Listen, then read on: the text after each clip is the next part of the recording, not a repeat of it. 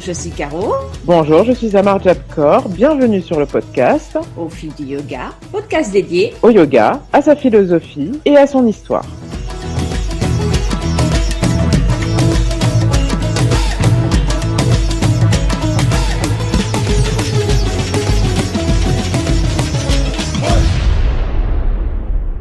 Salut à tous et bienvenue sur le podcast Au fil du yoga. Et aujourd'hui, je suis super contente d'accueillir de nouveau Amar Jabkor. Applaudissements, s'il vous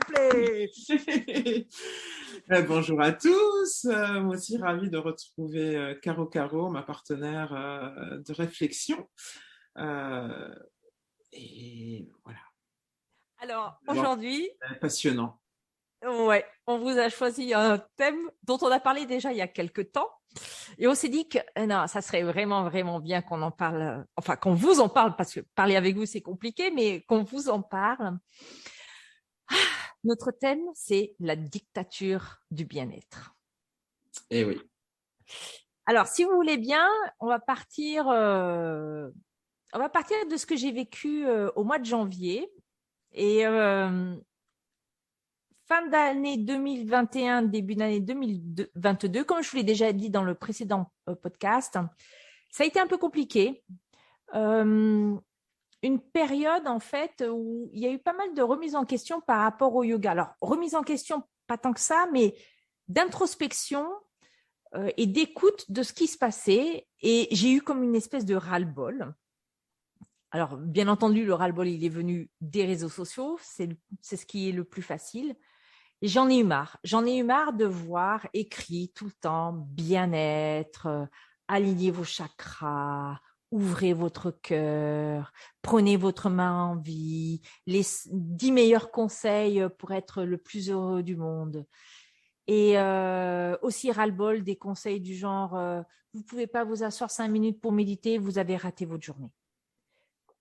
Le bien-être est très culpabilisant. Alors, allez voir un peu dans vos librairies les étals de livres sur le développement personnel et le bien-être.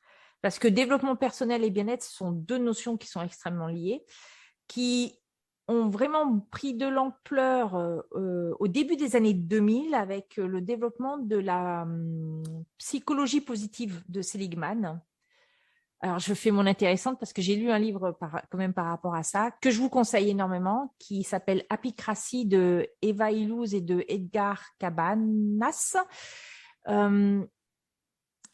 qui est très intéressant du point de vue sociologique pour nous permettre de comprendre un peu ce qui se passe dans notre société d'aujourd'hui.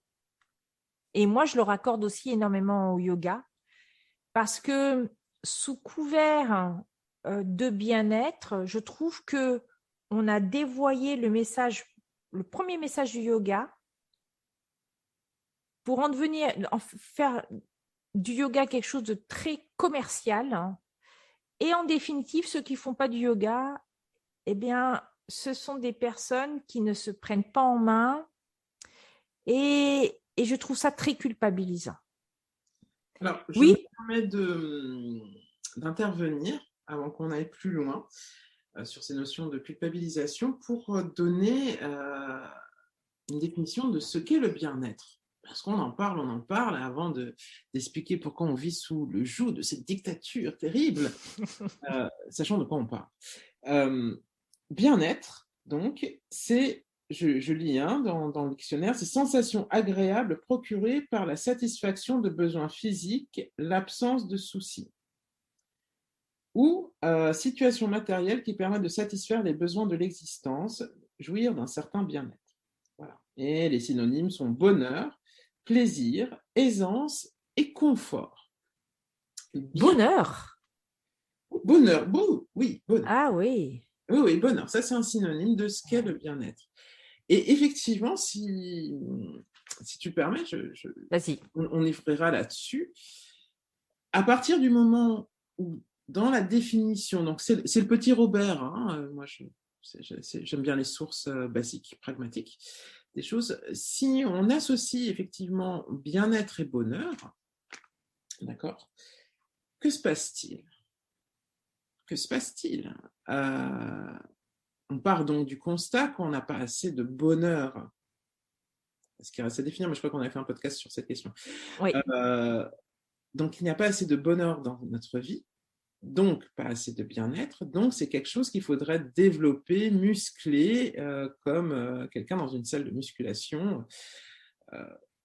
Voilà, muscle cette capacité au bien-être.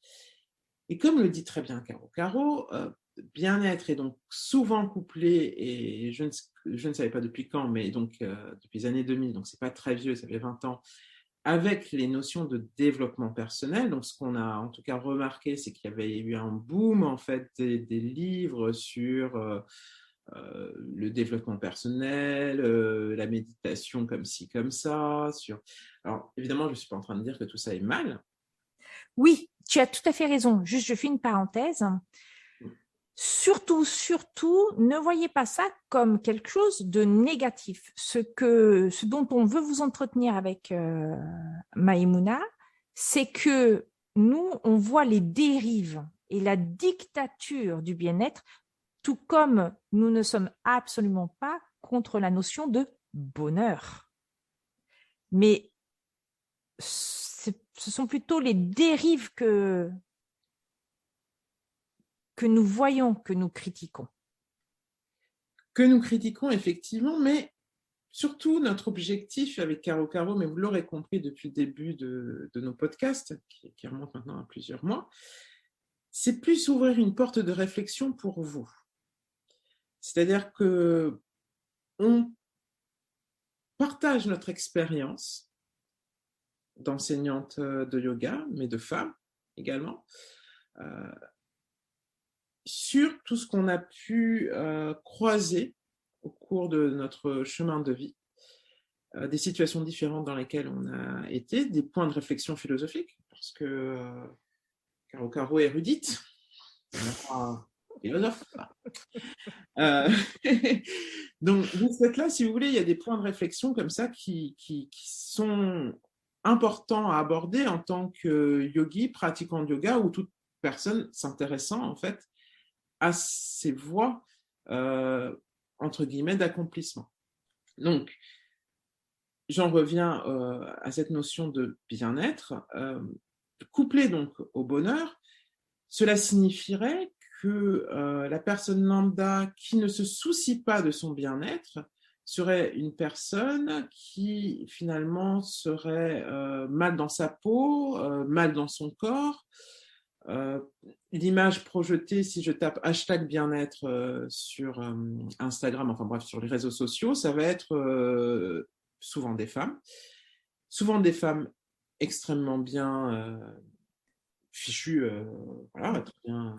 Fine, très jolie. Très jolie, extrêmement apprêtée, ouais.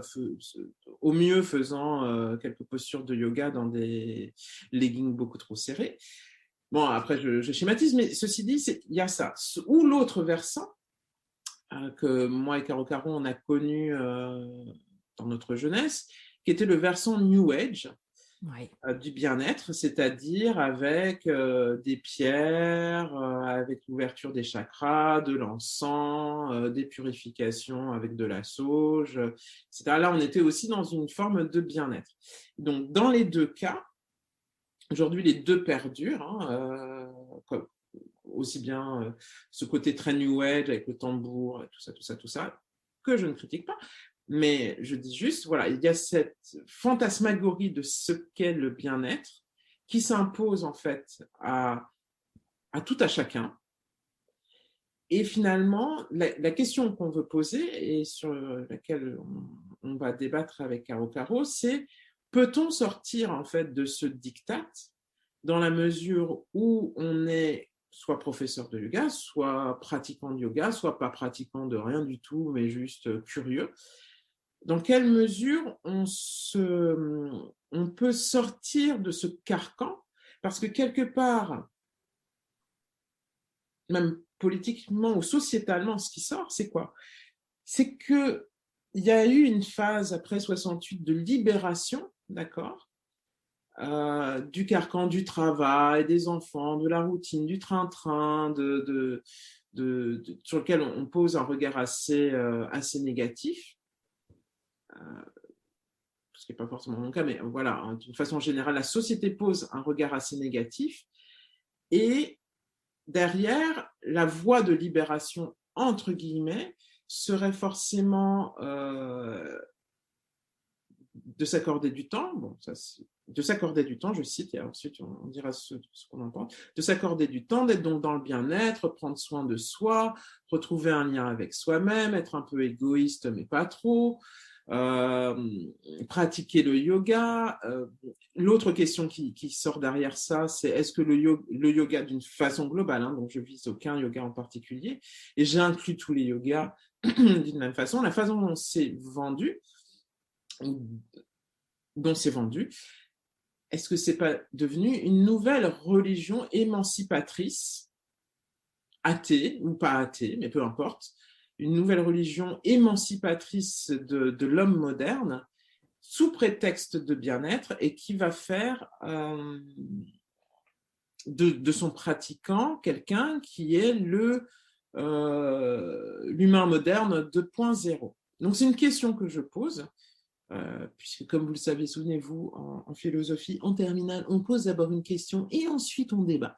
Donc voilà les questions qu'on se pose, je pense n'en avoir oublié aucune. Et quand on parle toutes les deux de dictature du bien-être, et je rajouterais même dictature du terme bienveillance. Il faut savoir ce qu'est la bienveillance, de quoi parle-t-on quand on est dans cette histoire de bienveillance, la bienveillance qui se tartine à plus en finir. Bon, vous sentez que je suis un peu critique, mais pas tant. Je tente quand même d'être quelqu'un de bienveillant. Mais quelle est l'intention qui est derrière? Quelle est véritablement l'intention qui est derrière? Et si j'extrapole totalement, donc ça fait beaucoup de questions dans la question, à quel moment est-ce qu'on peut réellement parler de bienveillance dans les réseaux sociaux? Ça, c'est une vraie question. À partir du moment où on s'expose et qu'on donne des leçons, peut-être qu'on le fait nous-mêmes, mais pas des leçons de morale, mais je dirais ce qui n'est plus des pistes de réflexion, mais on va dire des injonctions au bonheur, des injonctions à la méditation, des injonctions à la pratique. Est-ce qu'on est encore dans la bienveillance de l'autre? Réel. Donc voilà, donc tout ça, c'est les questions qu'on a l'ambition d'aborder, de résoudre clairement pas, parce que ce n'est pas notre rôle. Notre rôle, c'est de poser des questions et voir ce qui comment ça résonne pour vous. Et bien sûr, n'hésitez pas à commenter, à nous contacter là-dessus. Mais voilà, donc c'était notre introduction. Il y a beaucoup de choses. Je vais rebondir sur le terme bien-être qu'on utilise beaucoup tous, que nous sommes en définitive sans penser à mal. Je m'explique. Quand, par exemple, en tant que professeur de yoga, vous organisez un atelier, une retraite, systématiquement, on met le mot bien-être. Venez partager une bulle de bien-être, créons ensemble une bulle de bien-être. Et en fait, au fur et à mesure de la lecture de ces différents posts, je me suis dit, mais mince, ça veut dire que le reste du temps, je ne suis pas dans le bien-être. Et c'est là où je trouve que les termes que nous utilisons, attention, sans vraiment avoir pensé à ça, ça introduit un biais fallacieux et qui peut culpabiliser. Certes, on veut expliquer aux gens que pendant cet atelier, ça va être vraiment super bien. Donc, comme ça va être super bien, on va se sentir bien, on va pouvoir exprimer vraiment tout ce que l'on pense. Oui, enfin, dans le cadre du yoga, parce que quand vous êtes à l'extérieur, vous exprimez aussi ce que vous pensez. Vous êtes comme vous êtes, mais différent parce que, en fait, en fonction de chaque atmosphère, de chaque environnement, on a une facette de notre personnalité qui s'exprime un peu mieux qu'une autre. Mais ça ne veut pas dire qu'on n'est pas bien. Et c'est la première chose. Et c'est pour ça que je parlais de culpabilité. Quand je vois offert une retraite pour se ressourcer, se retrouver, faire émerger son soi, je me dis, mais mince, ça veut dire qu'en fait, je suis crevée, j'en peux plus, je ne travaille que pour les autres, je ne pense jamais à moi. Mais qui est mon soi véritable? Vous voyez, c'est en fait cette dictature de, en fait, vous passez d'un état N à un état N+1 si vous faites obligatoirement du yoga ou vous allez dans une retraite bien-être. Mais en fait, dans l'état N, jamais vous pourrez avoir ce bien-être. Et c'est la première limite que je trouve en fait à l'utilisation abusive de ce terme. La deuxième chose, c'est que souvent, on va accoler yoga et bien-être à tel point que ça va être complètement mélangé. Une expérience de yoga n'est pas forcément quelque chose qui est confortable. Une expérience de yoga à un instant T, ça peut être très drainant, ça peut faire remonter des émotions franchement pas positives. Une expérience de méditation, vous n'allez pas forcément en sortir serein, apaisé. Ça peut faire remonter des émotions. Être avec des personnes qui font du yoga, c'est pas forcément une expérience très positive. Moi, je trouve que le monde du yoga à titre personnel est violent. Pour moi, le monde du yoga est violent et ça n'a strictement rien à voir avec les mouvements sectaires ou tous les scandales politico-sexuels du yoga. Mais c'est vraiment entre nous, et notamment par l'utilisation du réseau social, mais pas que, où les termes utilisés qu'on renvoie à la personne sont violents. Alors vous allez me dire, ouais, Caro, t'es bien gentille, mais tu parles un peu dans le vide. Bien entendu, quand en tant que professeur, on anime un cours, on a forcément une intention. L'intention que tout prof a, c'est de donner un cours agréable où la personne peut au moins bouger correctement, si ce n'est s'exprimer complètement. Mais même si notre intention est positive, et des fois je me dis qu'il ne faudrait pas qu'on ait d'intention du tout, ça peut générer quelque chose de pas négatif, mais de très compliqué à gérer pour la personne. Je donne un exemple. Vous faites un cours où vous dites, bon, voilà, on arrive sur la fin de l'année, on est fatigué, donc on va travailler sur les hanches, parce qu'on sait que les hanches retiennent les émotions parce qu'elles sont reliées au muscle psoas, et que quand on est stressé, ce muscle tend à se spasmer. Donc, du coup, nos ouvertures de hanche, c'est-à-dire des rotations de la hanche, sont compliquées et ça peut faire mal. Donc, on a des cours qui vont contenir un certain nombre d'exercices musculaires pour ouvrir les hanches. Mais ouvrir une hanche, ça peut faire mal. Et libérer facilement les émotions, ça peut faire mal. Autre exemple, avec Maïmouna l'a fait aussi. On a fait la méditation de la mort. Tu te souviens, Maïmouna? C'est une méditation de la mort qui est contenue dans le livre d'Anna Forrest, Fierce Medicine, qui est en fait, pendant une méditation qui est relativement longue, d'envisager la fin de sa vie. Et qu'est-ce qu'on ferait sur cette fin de vie, ce qui pourrait nous permettre en définitive de rebondir. Bon. Je pense que toi comme moi, on l'a plutôt bien vécu et on a vu le côté, hormis le côté émotionnel qui peut ressortir, surtout si vous êtes dans un milieu où justement il y a des tambours, ce genre de choses. Vous êtes plongé dans le noir, ça remue, mais vous arrivez à en sortir quelque chose de positif. Moi, j'ai un pote qui n'a pas pu la faire. Il était complètement bloqué, il ne voulait pas. Parce que même si l'intention est positive, une méditation de la mort pour mieux revivre, ça peut être compliqué. J'ai eu le débat aussi de l'intention au cours d'un yoga nidra. Il y a ce qu'on appelle le sankalpa, qui est le terme sanskrit qui veut dire intention, souhait de vie, que l'on peut placer au cours d'un yoga nidra, qui n'est encore une fois, pas une simple relaxation comme je le vois systématiquement bassiner. Ça, c'est mon credo, hein. Vous y échapperez pas. En fin de cours de yoga, un yoga nidra, c'est pas une relaxation. Le yoga nidra, ça peut déranger, c'est-à-dire que on développe selon un scénario un peu particulier des idées, des images que vit la personne dans une espèce de conscience mélangée de 3 états de veille, de sommeil profond et de rêve. Mais moi, je peux, par exemple, vous dire une rose rouge. Pour moi, une rose rouge, c'est une jolie rose.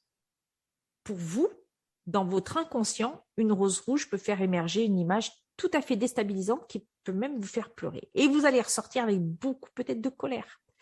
Donc, tout ça pour vous dire que quand on a l'intention de bien-être au départ, c'est pas forcément du bien-être qui va être généré par le cours. Et en plus, il y a cette promesse de bien-être que l'on lit au yoga actuellement. Venez sur votre tapis pour libérer vos émotions, faire sortir vos colères. Oui, in fine, ça peut être intéressant de faire sortir nos colères, etc. Mais on oublie un passage qui est pourquoi on est en colère, pourquoi on est dans cet état-là. Et il manque cette introspection qui est très importante parce que le bien-être, c'est une promesse du futur, d'un bonheur dont on a parlé comme vous l'a dit Maïmouna dans un podcast. Et moi, je vous invite à aller écouter ce podcast parce qu'il est très intéressant. Ça ne veut pas dire que ça fige à l'instant T ce qu'on pense du bonheur, parce que ça évolue forcément toujours par rapport aux discussions qu'on peut avoir ensemble ou avec d'autres personnes, les lectures, plein de choses. Mais on est dans une société où on court après le bonheur. Moi, je vous poserai simplement la question. Pour vous, c'est quoi le bonheur ? Première chose, comment vous le définiriez vraiment ? Et là, vous verrez qu'on a plein de définitions différentes. En l'occurrence, le petit Robert dit que le bonheur, c'est le bien-être. Moi, j'en suis pas certaine, à titre personnel. Et là, quand vous nous écoutez, est-ce que vous êtes malheureux ? Parce qu'en définitive, le contraire de bonheur, c'est malheur. Donc là, maintenant, est-ce que vous êtes malheureux ? Et on croit que le bonheur, c'est une émotion d'exultation, d'exaltation à 100% tout le temps. Et c'est ce que cette société du bien-être et du développement personnel veut nous faire croire. Elle veut nous faire croire qu'on est l'acteur à 100% de notre destinée heureuse. Ça, c'est une pensée de la société néolibérale qui vous rend responsable. C'est bien d'être responsable, de vraiment être l'acteur de sa propre vie. On est tout à fait d'accord. Là où on est moins d'accord, c'est que ça occulte tous les facteurs socio-économiques dans l'environnement dans lequel on est. Et c'est pas parce que vous allez méditer pendant une demi-heure le matin, ou allez, 5 minutes, que vous allez vous extraire de votre milieu socio-économique, de tout ce qui est votre environnement personnel. Et ça, les livres de développement personnel n'en parlent pas. Ils vous donnent que des recettes. Tenir un journal de gratitude, développer des pensées bienveillantes. Ça, c'est ce qu'on vous propose dans les livres. Mais c'est pas que quand vous êtes sur votre tapis ou quand vous êtes le matin, juste après vous êtes réveillé, vous dites, bon allez, 5 minutes, je médite. C'est pas ça.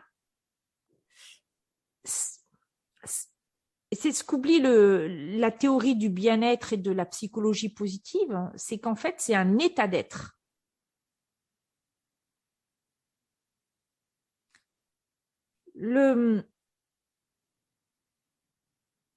C'est plus facile d'être bien portant, d'éprouver du bien-être, par exemple, quand on est dans le milieu socio-économique dans lequel moi je vis. Vous allez dans une cité, je ne suis pas certaine que la personne va vous dire oui, moi, youpi tralala, elle ne vous dira pas je suis malheureuse, parce qu'elle pourra être heureuse, ça n'a rien à voir. Mais en termes de bien-être, on pense déjà à des conditions, je dirais, matérielles. Et moi, ce que je reproche beaucoup à toutes ces publicités sur le bien-être, c'est d'en fait ne pas envisager que ça peut nous renvoyer à quelque chose de négatif et de se dire ah bah en fait je suis pas bien là. Et encore une fois, il y a aussi cet aspect où on oublie, on occulte les raisons. C'est intéressant de se dire ce que je disais tout à l'heure à Maïmouna par exemple. J'ai beaucoup de gens qui me disent oh oui mais il faut relativiser ou alors ouais bon cette expérience était malheureuse mais j'ai su rebondir. Ouais d'accord, mais est-ce que tu l'as vécu cette expérience malheureuse? Parce qu'en fait il y a beaucoup de gens qui ne la vivent pas. C'est-à-dire que c'est une fuite en avant. Des fois, il faut peut-être prendre le temps d'être triste, d'avoir de la colère, mais savoir pourquoi on a de la colère. Parce que savoir pourquoi on a de la colère, ça nous permet d'en connaître les causes et donc de travailler sur ces causes. Or, ce qu'on nous dit, c'est pas travailler sur les causes, c'est de fuir en avant, d'aller dans une direction, d'oublier ce qui est derrière. Je dirais, je voudrais rebondir sur 2-3 choses que tu as abordées, 2-3 choses que tu as dites. La première des choses qui me semble très vraie, c'est que le fait de méditer ou de pratiquer le yoga ou de méditer parce que vous êtes bouddhiste, etc., ne se fait pas forcément dans la douceur et c'est pas forcément un moment agréable. Ça, je pense que je le dis assez souvent à mes élèves. Ça ne fait pas toujours du bien. D'ailleurs, quand je pense à Yogi Maheshwar, qui est aussi un très très grand yogi, c'est le frère si je disais ça, mais qui est voilà, dans notre région, il fait des cours accessibles à tous, mais qui peuvent être très très longs. Et je me souviens qu'il avait dit cette phrase et ça m'avait vraiment fait tilt. Bon, il l'a dit sans trop y réfléchir, hein, de façon très naturelle. Il a dit oui, mais le yoga, c'est pas forcément une voie où c'est agréable, où on se fait forcément du bien. Parfois, ça peut être même contre nature. Voilà, faire des respirations, si je prends vraiment l'exemple du hatha, avec beaucoup de suspension de souffle. Ensuite, on fait la respiration, soit Kapalabhati, respiration du feu, ce que vous voulez. Et après, on fait une suspension de souffle. Et dans le cas de l'enseignement de Maheshwar, ça peut durer comme ça pendant 1 heure. Hein. On ne va pas se mentir, je ne pense pas que les poumons soient ravis de faire ça. Hein. Ni le sphincter, ni... Mais, parce que le yoga, je peux parler pour le yoga, moi, je le définis, en tout cas, ça c'est ma définition, ça reste une voie spirituelle. Donc, on n'est pas là, et c'est l'exemple aussi que donnait Caro Caro, on n'est pas là pour faire une relaxation géante. C'est pas qu'on n'est pas là, ça peut être ça. Mais en fait, si on va plus loin, et selon l'enseignant qu'on a, et puis selon nous, là où on en est dans notre cheminement, on va aller pousser son corps, qui est la première porte d'entrée, ou son mental, si on est dans des méditations, au-delà en fait de ses limites. Et l'exemple que je vais vous donner qui est très qui va vous parler, donc je pense que beaucoup d'entre nous on a vu Kill Bill. Vous vous souvenez de Kill Bill? Bon. Comme ça, voilà, c'est un peu trivial. L'héroïne, bon, je sais plus comment elle s'appelle. C'est Thurman, non? Ouais, voilà, c'est ça, Uma Thurman. Au début, elle fait tout son entraînement dans la montagne, tout ça avec ses arts martiaux, ouais. Ses arts martiaux. Et si vous vous souvenez, elle court des marches dans la neige, elle se casse 1000 fois le poignet. Enfin, moi, j'ai le souvenir. Bref, c'est rêche, quoi. Parce qu'elle est... et moi, je fais le parallèle avec le yoga souvent et les arts martiaux, parce qu'on est là pour développer une voie de spiritualité. Et dans le cas de Kill Bill, dans les arts martiaux sont aussi une porte d'entrée dans la spiritualité. Tout à fait.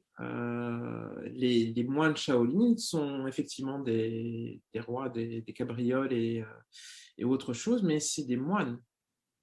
Vous voyez, il n'y a pas d'incompatibilité. C'est-à-dire qu'il y a une rigidité dans les cours traditionnels de yoga, pas les quand je dis traditionnel, je ne mets pas de côté le hatha, enfin, je ne parle pas uniquement du hatha, mais voilà, il y a cette intention, en fait, de spiritualité derrière l'enseignement du yoga. Il y a forcément une forme de rigidité du corps qu'on va ouvrir. Vous voyez, donc forcément, c'est des postures qui ne sont pas agréables, des respirations qui ne sont pas agréables, et dont les bienfaits, surtout, et c'est là où en fait il y a un travail de patience à avoir. Les bienfaits ne sont pas immédiats, mais alors pas du tout immédiats. Ça peut être dans 10 ans en fait qu'il se passe quelque chose. Ouais. Alors oui, sur le coup, on peut ressentir, mais bon, le but, il n'est pas forcément là. Donc forcément, lier systématiquement bien-être et yoga, je pense que la dichotomie, elle est là. C'est-à-dire que le bien-être, il sera peut-être pour dans 10 ans, dans 15 ans, voire la prochaine vie, en fait, si on croit à la réincarnation. Donc, il n'y a pas cette notion très, très consumériste de la chose. Il faut mettre clairement ça de côté. Ce n'est pas comme sur Insta, je poste un truc ou j'achète un truc sur Amazon et je le reçois 3 jours après. Non, non, non, ça ne marche pas du tout comme ça. Donc, on n'est pas du tout en train de dire, et je pense que là-dessus on est d'accord avec Caro, que faire du yoga, ça ne sert à rien. On essaye de... Sinon, on n'en ferait pas. que c'est juste une voie de souffrance et c'est très ennuyeux. Bon, le bien-être, ça vous passe au-dessus. Ce qu'on veut vous dire, c'est que cette dictature du bien-être, elle devient dictatoriale parce qu'on est dans l'attente légitime, puisqu'on nous gave avec ça, qu'il y a une immédiateté entre la pratique et le bien-être physique, et voire même plus, donc si je vais vraiment plus loin, mais qui est assez fréquent, c'est-à-dire que la pratique méditative, des asanas aussi, ou pranayama, va dans l'immédiateté rendre notre vie beaucoup plus belle. D'accord. Effectivement, on insiste, en tout cas moi j'insiste dans mes cours sur le fait d'avoir une pratique personnelle, parce que c'est important d'être autonome, à mon sens, de ne pas attendre après l'enseignant pour pratiquer, parce que sinon, définitivement, il n'y a que les gens qui ont de l'argent qui vont pratiquer. Oui. Mais il y a quand même cette réflexion à avoir que ce n'est pas parce que je médite et je fais ma pratique du matin que je n'aurai pas des problèmes au travail, que mon compte en banque d'un coup d'un seul va se remplir, parce que, et on en parlait juste avant off, grâce au pouvoir magique de l'intention, de la méditation, je m'imagine avec mon compte en banque avec 40 000 euros dessus et boum, ça va apparaître parce que j'aurai gagné La loi de l'attraction. La loi de l'attraction. Alors, oui et non, cette loi de l'attraction, moi, je ne dis pas que ça ne sert à rien, loin de là, et je ne dis pas que ça ne marche pas pour tout le monde non plus. Ce que je veux dire par là, c'est, de fait, si on ne fait strictement rien et qu'on reste dans son canapé à méditer, il ne se passera rien, en fait. Il faut quand même mettre en place, et je crois même qu'il y a une parabole là-dedans dans la Bible, mais elle m'échappe. En gros, faut se donner un peu les moyens. Il ne faut pas attendre juste que ça vienne d'en haut et rien faire du tout. À un moment, il faut quand même agir. Et son quotidien et les aléas de la vie font que, la vie est ce qu'elle est. Et pour beaucoup de personnes, ou pour certaines personnes, la vie est dure. Et pratiquer du yoga, ça peut, ou méditer, ça peut au moins sur un laps de temps être quelque chose d'apaisant, ou pas apaisant, mais en tout cas, c'est quelque chose qui sert comme un investissement dans notre avenir. Et notre avenir spirituel. Je ne parle pas de notre avenir dans le temps forcément écoulé, mais dans la plupart du temps, ça aide quand même au bout d'un moment, ça porte des fruits, mais ça ne veut pas dire que notre vie sera meilleure, mais en tout cas, ça veut dire qu'on traversera les affres de la vie avec sans doute plus de douceur. Qu'est-ce que je veux dire par là ? Ça ne veut pas dire qu'on ne va pas être malheureux, qu'on ne va pas souffrir ou qu'on ne va pas s'inquiéter parce que notre compte est... je ne sais pas pourquoi je vous parle toujours d'argent ou autre chose. Moi, j'en sais rien. Moi, votre conjoint avec qui vous ne vous entendez pas, ça va tout de suite être tout rose parce que ça y est, vous faites la communication consciente, vous écrivez, vous faites des journaux de gratitude, je ne sais quoi. Non, ce n'est pas ça que je veux dire, mais c'est qu'en tout cas, vous allez apprendre à avoir suffisamment de recul ou en tout cas trouver un refuge dans les textes, dans les pranayama ou les asanas, quelque chose qui va vous aider en tout cas à être mieux, mais pas être forcément dans le bien-être, parce que le bien-être, c'est le pendant, l'opposé, ça serait quoi? Le mal-être. Donc ça sous-entendrait quoi? Que tous les pratiquants de yoga et les professeurs qui pratiquent beaucoup plus que la moyenne des gens seraient ni dépressifs, ni inquiets, ni colériques, qui n'auraient strictement aucun travers. Enfin, en gros, ce serait des saints habités par la béatitude. Non, c'est faux. Si c'est le moment de faire une grande révélation. Comment? Comment?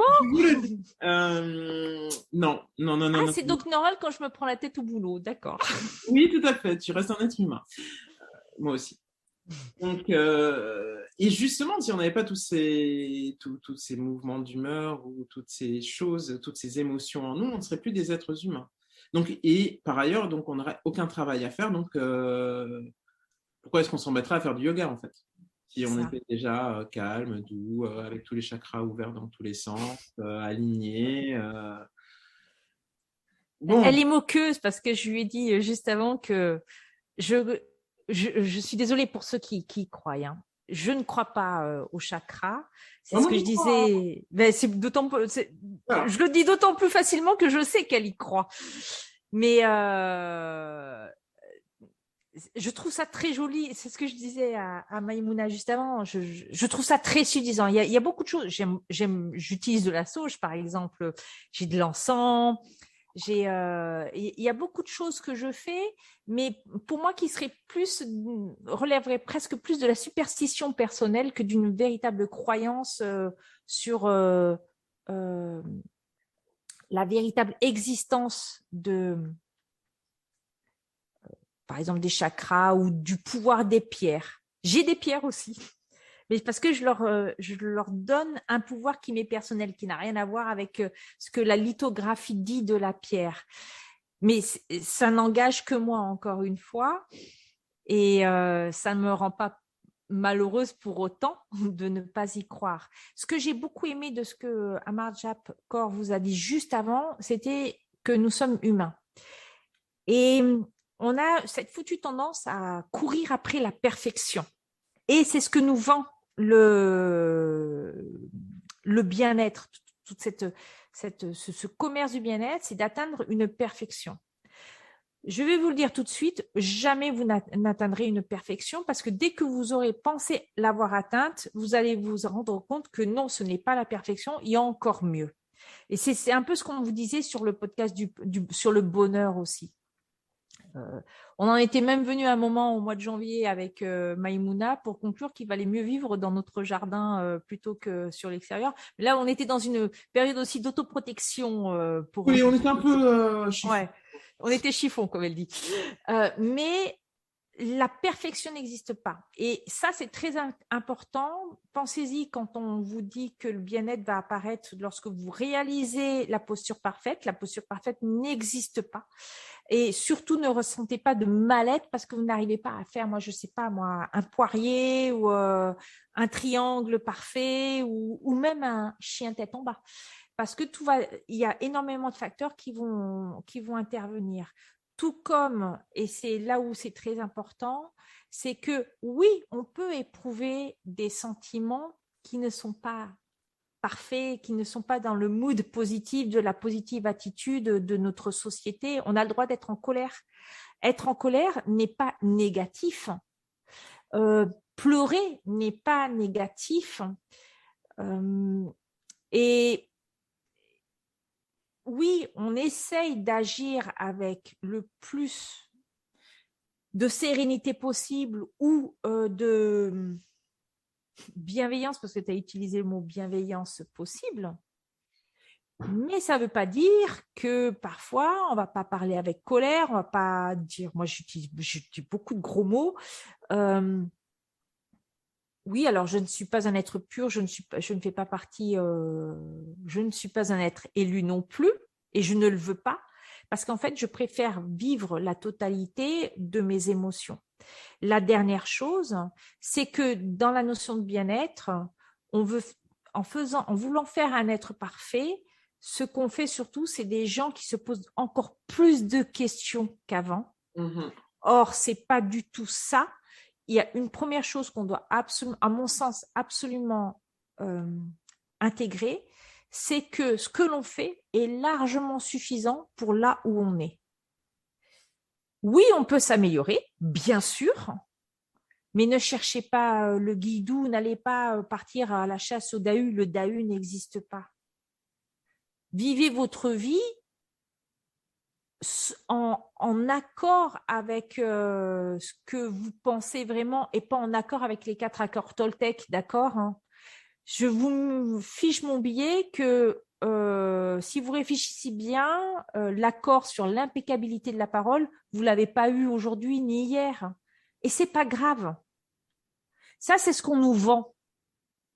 C'est peut-être ce qu'on peut espérer atteindre, mais ça ne sera jamais atteignable. Et c'est là où c'est important de bien comprendre que ce bien-être, et c'est intéressant, oui, c'est important, mais n'allez pas dans les... C'est toujours pareil, on va toujours dans les extrêmes.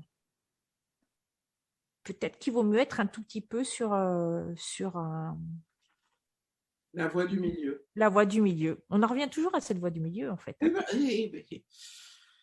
rien fait de mieux. Hein. Non. Je pense. Moi, il y a un sujet que j'aimerais qu'on aborde parce que là, on a ouvert le débat. Je vous invite tous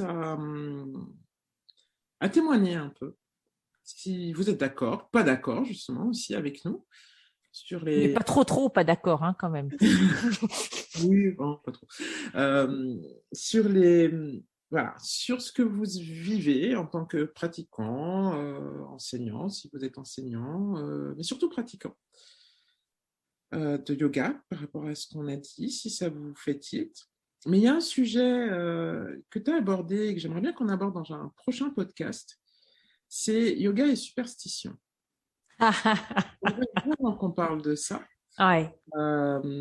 Pour plein de raisons, pour les raisons déjà dans lesquelles sur cette ouverture qu'on a déjà sur le bien-être, mais aussi sur des différentes pratiques des yogas, j'inclus bien évidemment et surtout la mienne d'ailleurs, pour comprendre, aller un peu plus au fond. Je trouve que ça serait un sujet très intéressant. Beaucoup de méditations sont dédiées à quelque chose. En Kundalini Yoga, elles sont toutes dédiées à quelque chose. Il y a une intention toujours derrière. Et j'aimerais vraiment qu'on puisse aborder ce sujet pour comprendre les rouages et la mécanique en fait de tout ça. Ça, c'est une première chose. Et justement, pouvoir comprendre où se trouve la limite entre la superstition, la croyance, la réalité, et tout ça avec le yoga. Le yoga avec un grand Y. D'accord. Hein? Voilà. Oui, D'accord. Voilà. Je pense que ça pourrait être un sujet d'ici quelques mois. Fort intéressant. Voilà. Parce qu'en fait, la plus grande difficulté que nous ayons, Maïmouna et moi, c'est de trouver un moment ensemble. Mais c'est pour ça que des fois, je fais des podcasts toute seule. Ils sont magnifiques, les podcasts toute seule. Mais, merci. Donc, merci à tous. N'hésitez pas à commenter. Oui, alors, si vous voulez commenter, on a une adresse mail au fil du yoga, oui, tout attaché, @gmail.com. C'est pourquoi terrible. Par mail? Je vais vous dire pourquoi par mail, même si c'était peut-être pas l'intention derrière tout ça. C'est parce que justement, pour échapper au type d'échange sur Facebook ou Insta, mais un peu plus Facebook, oui, où tout le monde se tire la bourre. D'accord? Donc, si vous souhaitez, et quelque part, là, ça relève de l'intime. Et je pense qu'il faut apprendre aussi à comprendre que ce sur quoi on travaille, c'est quelque chose qui relève tout de même de l'intime. Moi, j'ai toujours eu du mal, je vous le dis très clairement, j'ai eu beaucoup de mal, et je crois que je ne l'ai jamais fait, à prendre mes élèves en photo pendant qu'ils pratiquent. Parce qu'à un moment, c'est une connexion avec soi-même, c'est l'intime, c'est comme quand on est dans sa chambre à coucher. J'estime que ça n'a rien à faire, mais alors rien à faire sur les réseaux sociaux, sauf si tout le monde est d'accord pour... voilà, après, si c'est dans un but publicitaire, bon, c'est autre chose. Et que tout le monde le veut, par exemple, pour un studio de façon ponctuelle, voilà, on sait qu'on vient, on prend la pause. C'est autre chose de prendre les élèves en photo en disant chouette, regardez-moi, j'enseigne avec 15 élèves, ils sont tous en méditation, c'est super. Non, non. Donc, pardon, excusez-moi, ça c'est encore un autre sujet, marketing et yoga. Mais, qui sera aussi un jour développé, parce qu'on a plein de choses à raconter. on a plein de choses à se dire. Du coup, voilà pourquoi on vous invite à plutôt nous envoyer vos commentaires, vos témoignages par email, parce qu'on sera les deux seuls à le lire déjà. Tout à fait. Et à pouvoir interagir, justement, si vous avez des questions qui sont forcément de l'intime. Voilà, on pourrait échanger. Faut dire ce qu'on en pense, ce qu'on n'en pense pas. Et n'oubliez pas une chose, encore une fois. Certes, nous avons développé une pensée critique, mais enfin, toutes les deux, on pense qu'être critique dans notre société est extrêmement importante pour garder notre liberté, en fait, l'expression de qui l'on est vraiment. Ça ne veut pas dire que nous jetons l'opprobre sur la profession d'abord de professeur de yoga ou de toute personne qui travaille dans le milieu du bien-être. Ce qu'on critique, c'est les excès qui sont réalisés et peut-être aussi l'absence des réflexions parfois derrière certains mots qui sont utilisés. Et je reviens à ce que tu disais et ce que j'ai dit sur la violence. Et c'est pour ça que le mail est beaucoup mieux que Facebook, parce que je ne sais pas pour vous, mais alors les groupes, notamment les groupes, en fait les groupes, surtout les groupes de profs de yoga, je pense que c'est terrible. C'est un monde, c'est Dallas. Mais où la parole se libère un peu trop d'ailleurs, mais surtout c'est que c'est de l'instantané et il n'y a pas de réflexion sur la véritable signification des mots, et il y a des mots qui peuvent vraiment blesser. Donc, c'est pour ça qu'on vous invite plutôt à nous écrire. Ça ferait d'ailleurs partie des premiers mails qu'on pourrait recevoir, parce qu'on n'en a jamais reçu en définitive. Et nous, ça nous intéresse vraiment d'interagir, de savoir comment vous prenez le podcast.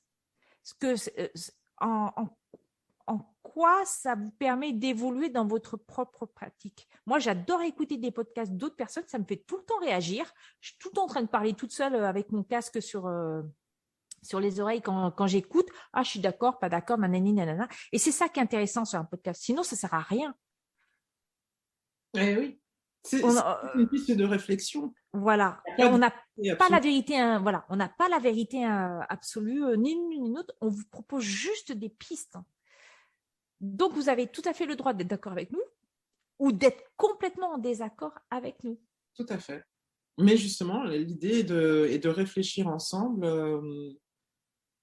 bien à tout ça, en fait, de réfléchir ensemble à tout ça et de ne pas rester figé dans des postures et de rentrer dans une mécanique, en fait, qui, au final, n'est pas constructive. L'idée est vraiment de revenir sur le sens profond du yoga, qui est... évidemment une voie spirituelle, mais aussi quand on réfléchit ou quand on enseigne, le sens profond de ce qu'est la transmission. Voilà. Donc, merci à tous de nous avoir écoutés. Merci pour pour ceux qui nous suivent depuis un petit moment. Et on vous souhaite une très, très belle journée après ce débat. Ouh, sulfureux. Merci à tous et merci pour votre écoute et passez une bonne journée. Merci Maï. Merci.